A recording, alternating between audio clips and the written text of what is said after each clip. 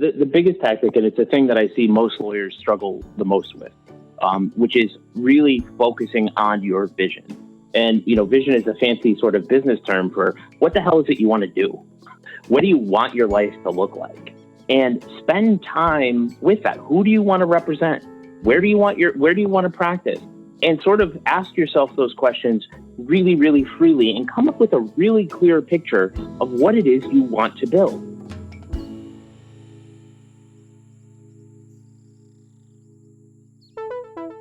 Lawsome, the podcast for law firms. Powered by ConsultWebs.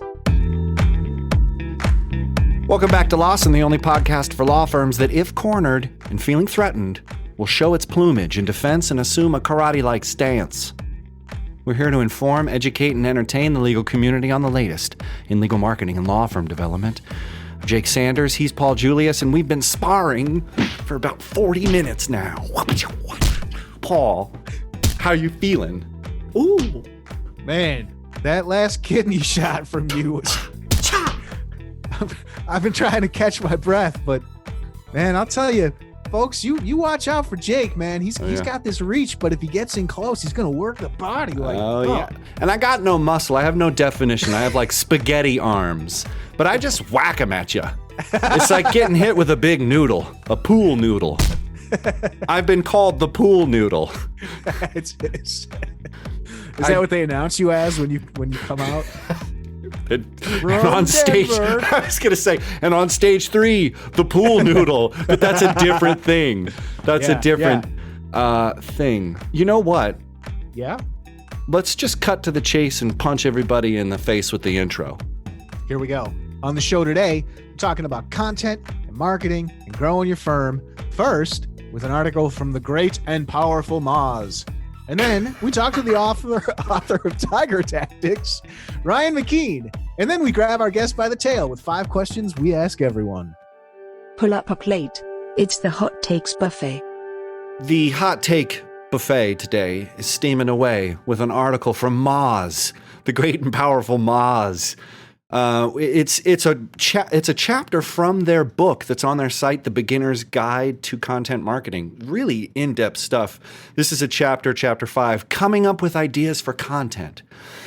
I thought this was an interesting take because basically Ryan is this amazing content marketer, and he's really smart about the way he approaches marketing his firm and just so resourceful.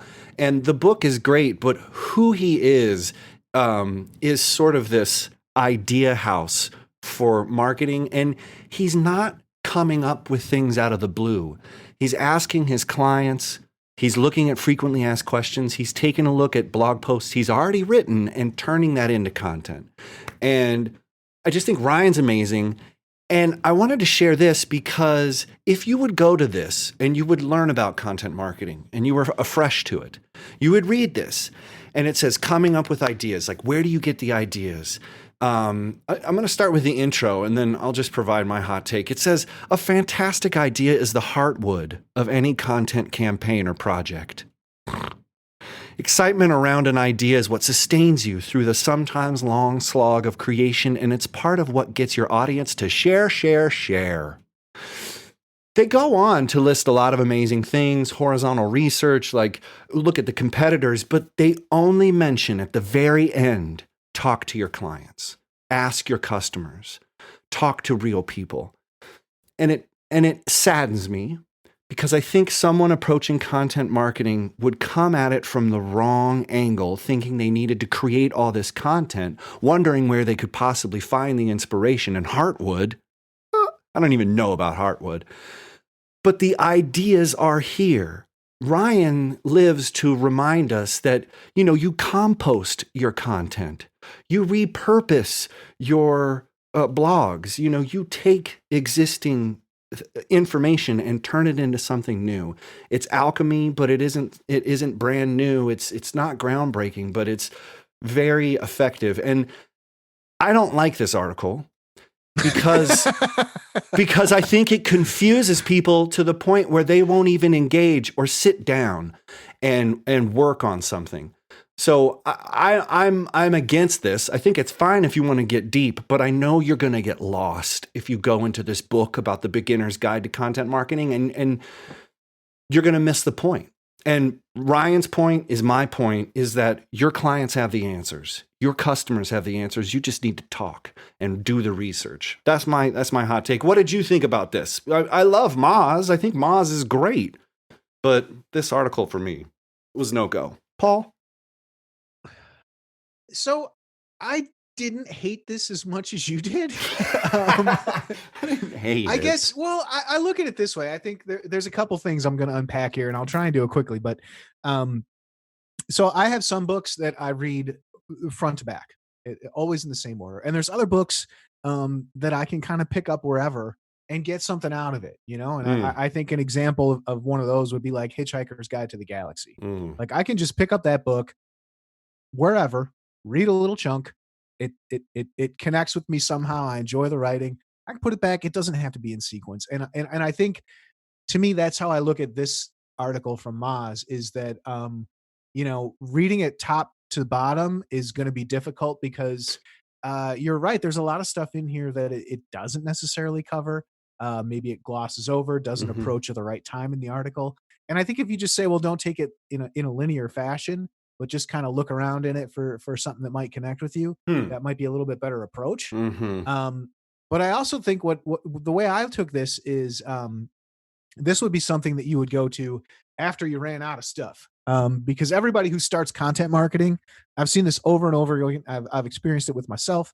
The first couple ones are easy, because you're looking at your FAQs. What do people want to know? What do I do after a car accident? When should I call a lawyer? How much does a lawyer cost?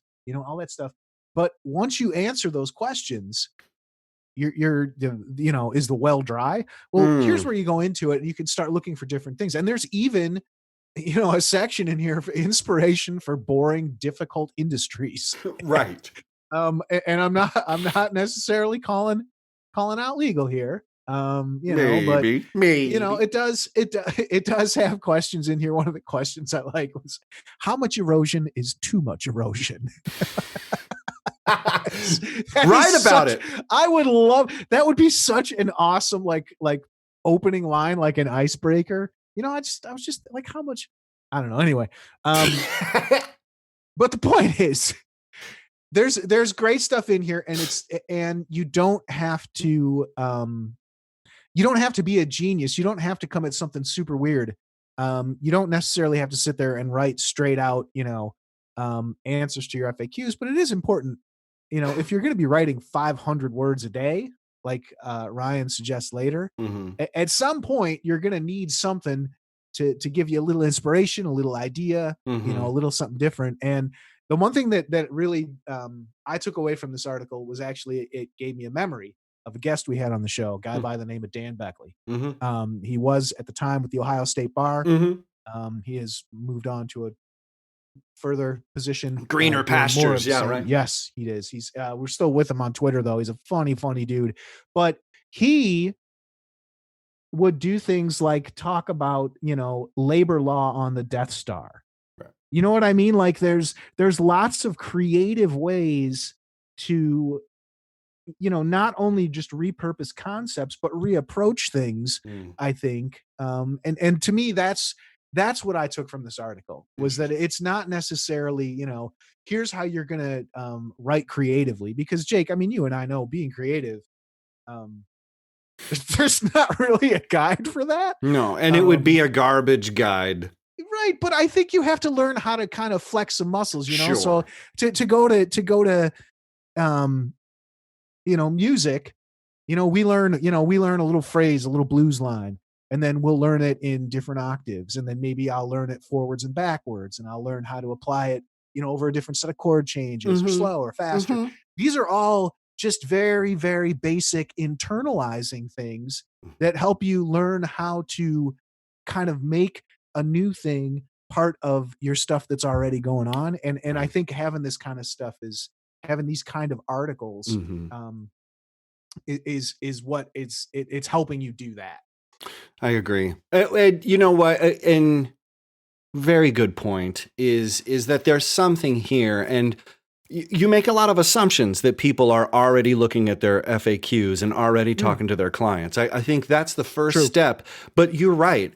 After you do that, after the love has gone, you can't quite scale your passion.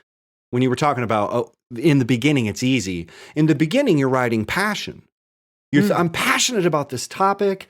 I'm passionate about this and that. But that's your first album. A month later, right, it's your passion project. And a month later, 2 months later, is the passion still there? Can you scale it?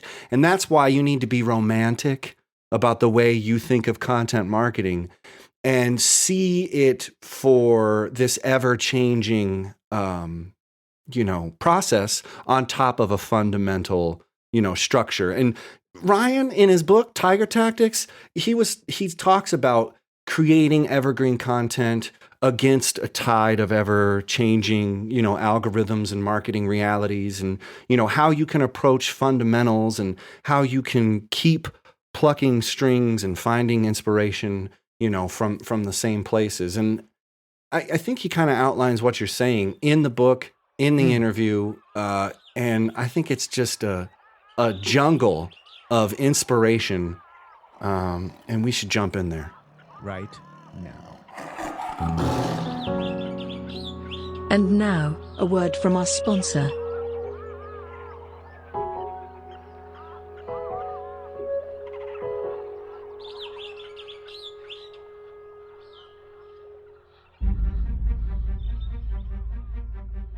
The internet can be a cold and unforgiving place. Every day, thousands of law firm websites go unvisited and unfairly labeled as worthless due to the inattention or misguided attempts at do-it-yourself marketing by their owners.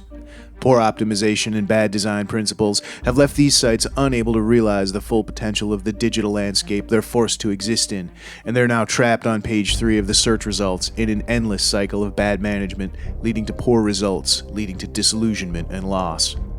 There's hope for these neglected websites in the form of a digital marketing company focused exclusively on law firms.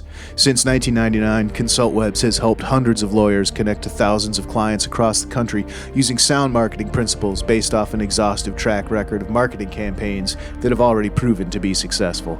If your website is underperforming, call ConsultWebs at 800-872-6590 and get the clicks it so desperately needs. Please don't let another day full of unvisited pages go by. Take that step and call today for them.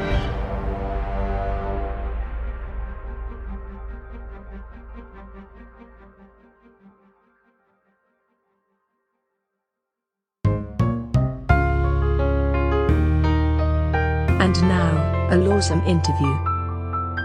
Ryan McKean is a practicing trial attorney and the author of Tiger Tactics, Powerful Strategies for Winning Law Firms.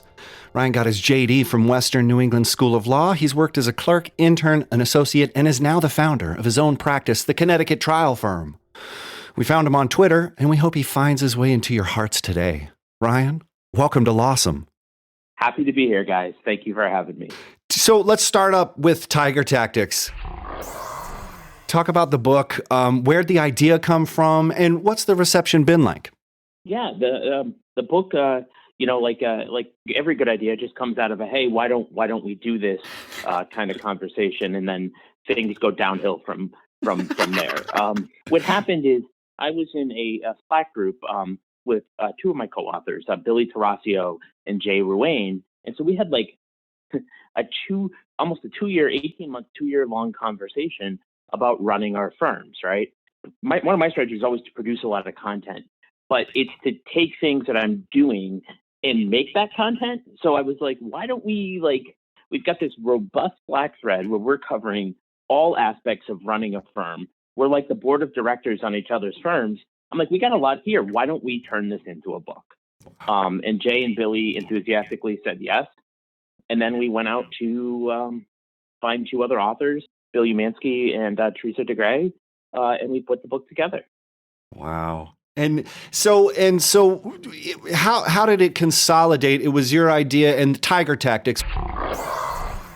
Did you just all approach each other as if you were tigers? Where does the tiger thing come from? And kind of the genesis of the breakdown of the book. Can you kind of give us like a table of contents too?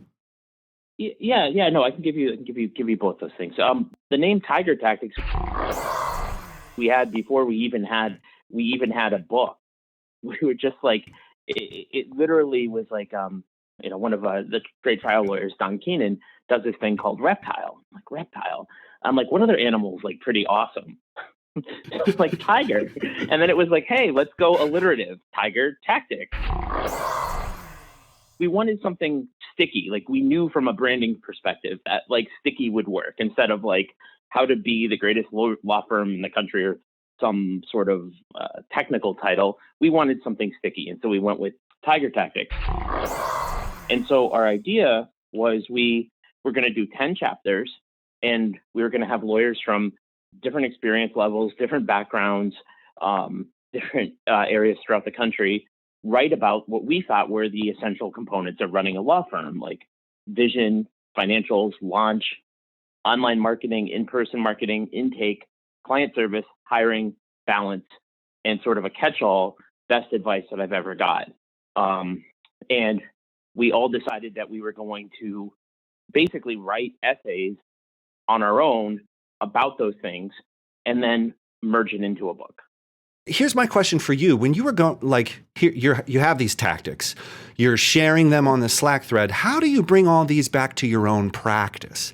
Like, how do you adopt a mindset across an organization? Like, you wrote Tiger Tactics. Do you make everybody in your firm read the book and you have a book club, or is it about getting systems in place? I'm just wondering, a lot of people might like this book and find it good, but the problem is applying it to people and soft, squishy humans. So can you talk about like taking your Tiger Tactics to your own firm? Sure. Really, there's no book club. There is a book club in my office, but they like to read murder mystery. They like to read murder mysteries. Good books. And other sundry Right. page reads and great things. So Tiger Tactics does not make the book club list. But I give them copies. I give my lawyers and non-lawyers, they get copies of the book. Nice. And the only chapter that I really sort of teach is intake to my intake people, because I'm like, I wrote this thing about intake and sort of like, here's what it is that I want you to do. Like, and also read what Billy and Jay and Bill have to say. And, I really want you to grasp that, but sort of beyond that. Mm-hmm. No, I don't force it upon them. And the point of Tiger Tactics for us was that, there were a lot of sort of like how to do this kind of thing. That's like Right. founding a law firm, a recipe book or something. Right. Checklist. And Yeah. This to us was, the process is messy. And what we wanted to do was share our stories. And one of the things that we really wanted to write about were things that hurt us and painful experiences, and things that also work for us and our struggles with it all, and hopes that it would open up conversation, connection, and also, cause people to make connections in their own minds.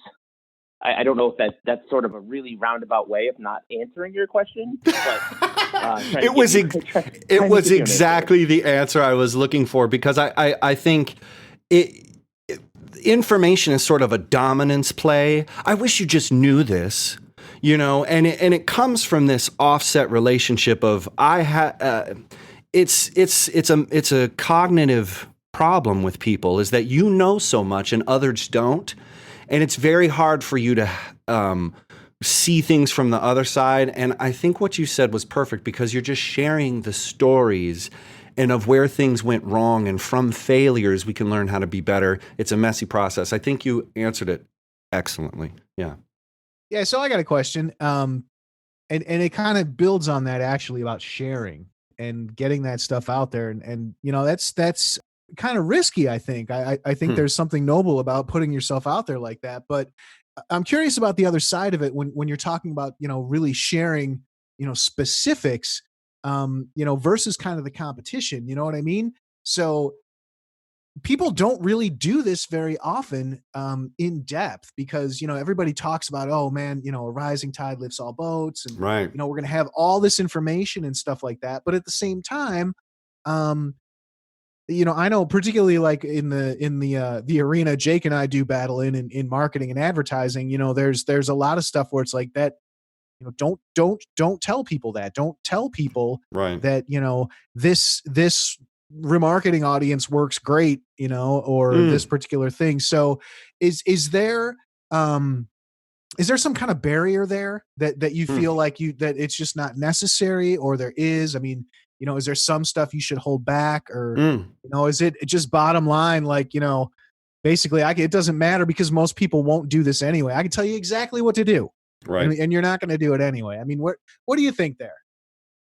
Yes, yes to all those things. And what I Good. what I really mean by that is sort of a few things. We tried to write the book with the hopes of it having sort of a longer shelf life than just maybe a year, right? If you do online marketing, I mean, Google they're going to change everything completely tomorrow, and then they're going to change it again next Wednesday. Like, so writing for that, we wrote this book. This book was written well over 2 years ago for me. My life has changed completely. The lives of all my co-authors have changed completely. The marketplace has changed.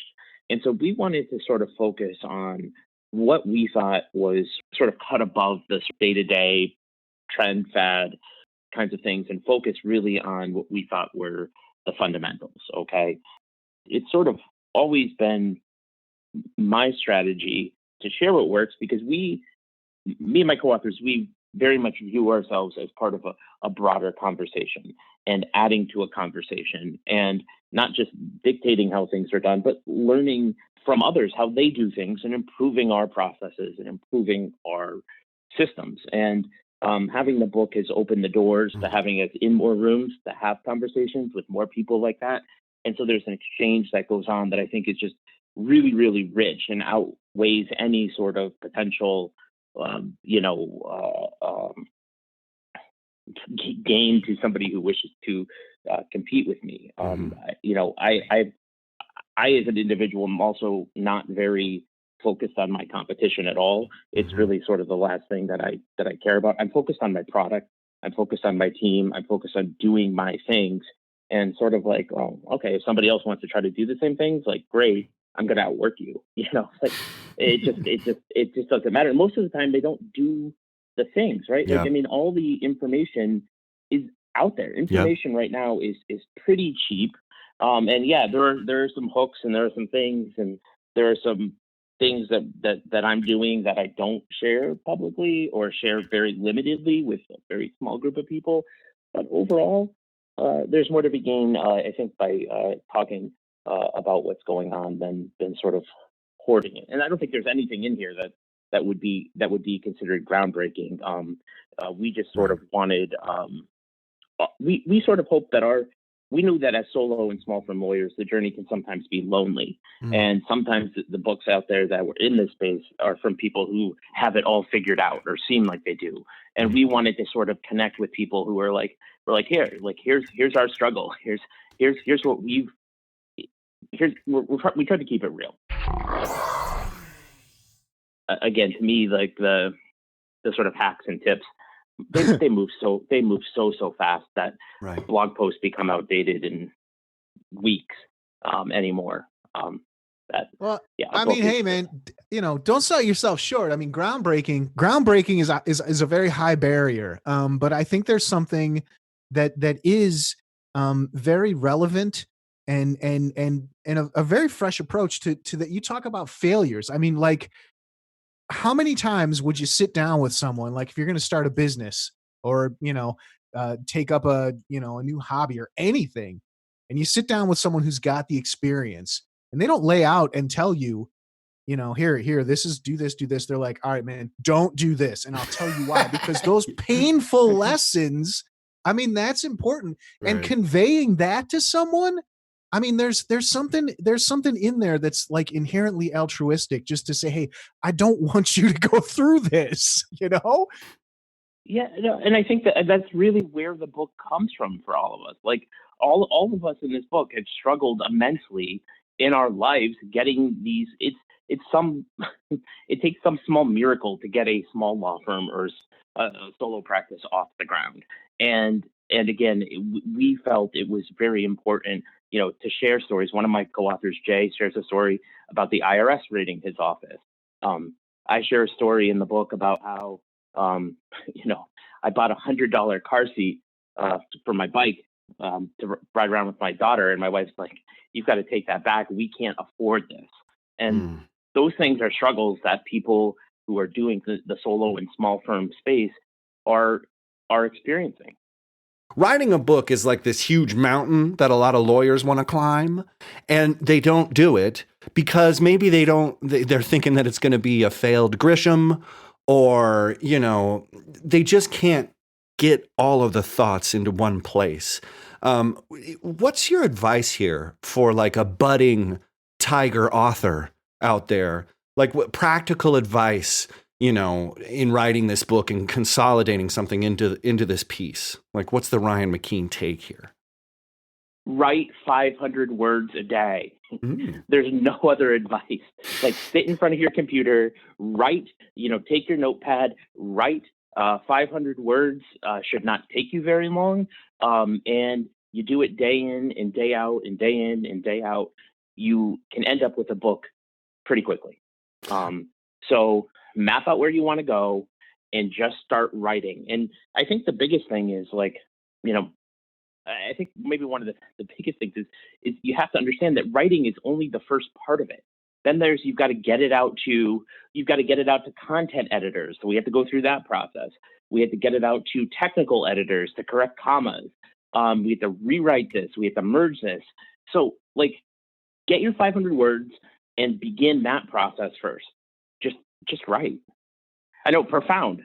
And when you're talking about writing, just real quick, whatever, just write whatever. Is this like finger exercise stuff? It could be fiction, or is that 500 words towards your goal? Or if you didn't want to write on the book, would you just ramble on? Or 500 words towards your goal. Yeah. Towards your goal. Figure out what it is. What the purpose of your book is in the world. Is it a legal thriller? Is it a how to run a law firm practice? Is it project management for law firms? Whatever your niche sort of is, figure it out and start, just map it out. We mapped out our chapters.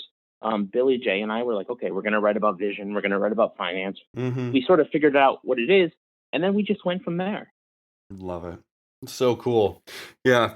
The mystery here is that you have to do it. Well, I mean, how many people, but seriously, I mean, that's having something done is a hurdle that many, many, many people do not ever, get over. Yeah, right. It's the truth, Yeah. So many books. I'm working on this. I'm working on this. Working on the novel. It does. I mean, it goes back. I always remember that quote. I forget which general it was. It was like Eisenhower or Patton. I forget which one of those guys, but they were like, an imperfect plan that you're executing is better than the perfect plan you're still working on, Right. And I've written a book. I wrote a book on Connecticut personal injury law as well. And I just did that by doing taking all the frequently asked questions I get.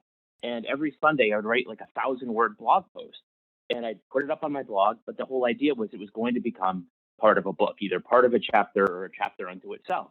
So I'm writing the book. I'm getting the, marketing, content, SEO sort of juice from having it out there.